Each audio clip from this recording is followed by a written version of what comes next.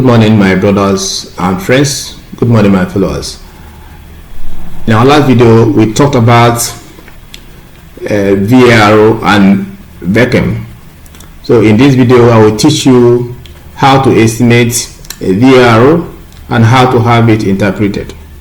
Remember that the VARO, which is the VAR model, is theoretical in nature, and in VAR model, it is expected that all the variables are endogenous. But the VAR model is a modification of the VAR model. So to estimate the VAR model, you must pass through the VAR model. That means that the difference between the VAR model and the VAR model are one. In the VAR model, you don't have the error correction term, while in the VAR model, in the Vecm model, you have the error correction term. Also in the VAR model, which is VAR model, you also have different lags for different variables, but in the Vecm model, you must lose a lag. That means that to estimate a Vecm, you must lose a lag. So let's proceed. Let's assume that we want to do a study this morning of how debt stock affects economic development, and we decide to use HDIs as the proxy for economic development. The first thing we are expected to do is to actually know the appropriate lag for the model.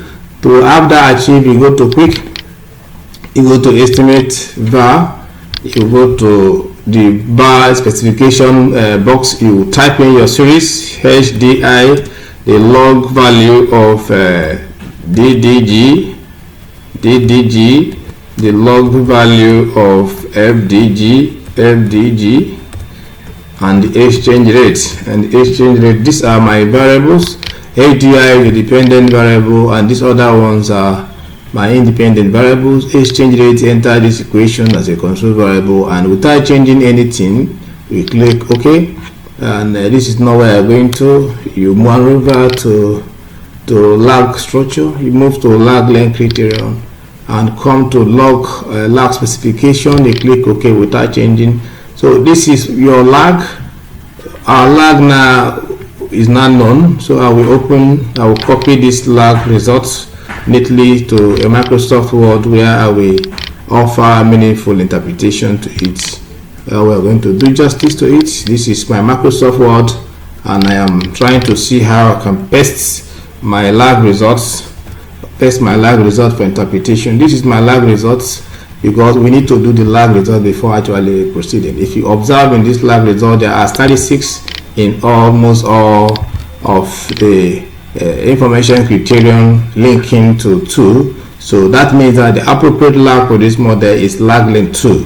Having understood that the appropriate lag for this model is lag length 2, then in our Vecm estimation, we are going to use lag length 1, because we must lose a lag before we can be able to do the Vecm. So going back to my eView worksheet, this is my eView worksheet, and I want to go back to the worksheet to actually estimate my Vecm. To proceed to estimate Vecm, we now know that we ought to have actually done our Johansen test to actually know how many co-integrating relationship we have. But let's assume that there is co-integrating relationship in the model, and we want to proceed to do what we want to do. In that level, in that case, we go to quick, we maneuver to still estimation VAR specification box. We now input our variables. At this moment, they are all endogenous in nature.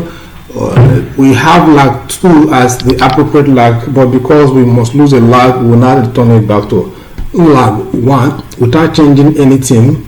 We click observe that what we want to do is vector error correction model, and we have VAR types here.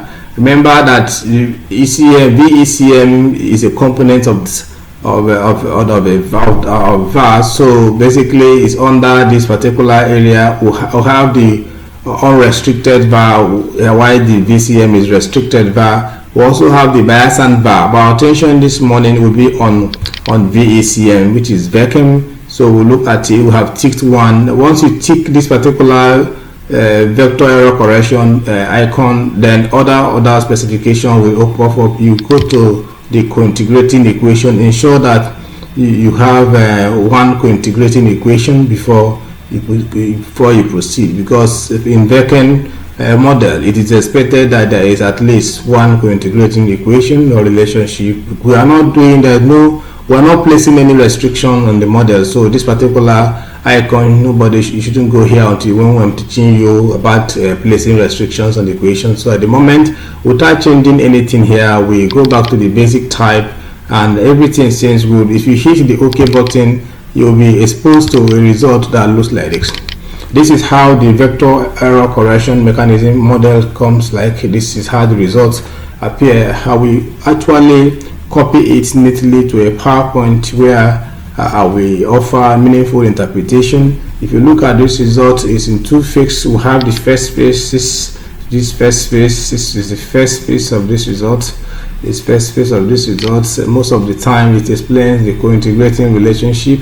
Also, will be used along run in some studies, but our attention will be here, the second phase of this result. This is where our attention will be, the second phase of this result. In this result, you observe that each of the variables are all endogenous because they have separate results for themselves. All the variables are all endogenous because they have separate results for themselves. So I will copy this result neatly into a PowerPoint where or a Microsoft Word where I will make a meaningful interpretation, and we are going to proceed from there. So let me copy them neatly. I've copied them neatly.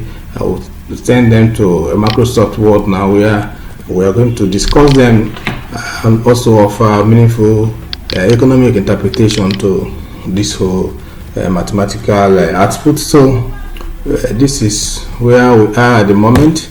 This is where we are at the moment. Let me paste it. Let me paste it neatly. Okay, this is the results. This is the Vecm results. This is the Vecm result conducted this day, and I want to offer meaningful interpretation to this result. This is the error correction term. This error correction term, the speed at which the system will return to equilibrium. So we look at it critically, and these are all the variables. This is the error correction parameter of the HDI. This is that of the DDG, FDG, and the exchange rate. If you have to interpret these results one after the other because their interpretations are supposed to be separated. So if we want to look at the HDI, we now observe that this is the coefficient, this is the standard error, and this is the t statistics. And the rule of thumb is that if you divide the coefficient by the standard error, you get the t statistics. And the t statistics will be above 2.3 for the coefficient to be significant. And in this regard, we now observe that it's only in the exchange rate model that we are having a significant t statistics. And secondly, the co-integrating term must be negative. If you look at this HDI model is not nice at all because there is no co-integrating relationship. The error term do not appear well. The error term is bad, and is not so significant, and is not so negative. That means that I'm not happy with this, but for the study case, we are going to continue from where we are at the moment. If you look at other lag value of the dependent variable is not also significant because the t statistics is very low. If you look at the DDG variable is not also significant because the t value is low. If you also look at the FGD variable is also not significant because the p value is low. If you look at exchange rate, it's not also significant because the p value is low. So basically the HDI model is not actually good at all. It's not something that someone will work on with. If you also look at the DDG model, the DDG model is also having the same characteristics of the HDI model. Then the FGD model is also having a similar characteristics with the HDI and the DDG model, except the exchange rate model. The exchange rate model actually indicates something very somehow okay, but the issue is that the error correction term is not negative, and at that level it becomes a problem for us. The other variables like the past value of the HDI is significant, and exchange rate is also a significant variable in the exchange rate model. So basically, if we want to interpret this model, we would have interpreted it if the outcome of this particular results is okay, but I believe that we can also decide on how we can be able to make it look a little bit fascinating in the next video. Stay tuned. In the next video, I'm going to look at it critically and also offer meaningful interpretation to the Vecm model. Thank you for staying tuned to my channel. God bless you.